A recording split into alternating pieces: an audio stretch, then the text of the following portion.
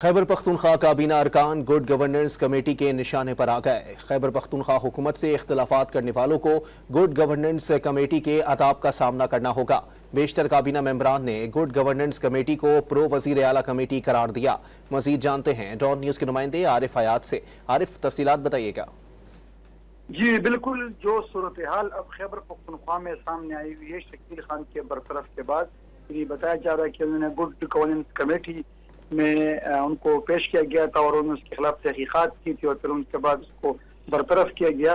तो अब जो काबीना मेंबरान हैं, जो एमपीएज हैं, तो अब उनसे ये मालूम हुआ है कि जो भी तहरीक इंसाफ में इख्तिलाफ करेगा तो वो गुड गवर्नेंस कमेटी का उनको सामना करना होगा।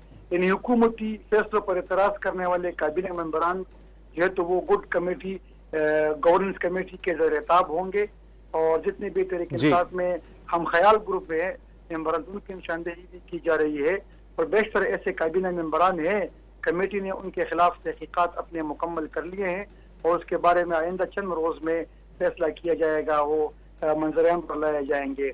बहुत शुक्रिया आरिफ हयात अपडेट करने के लिए।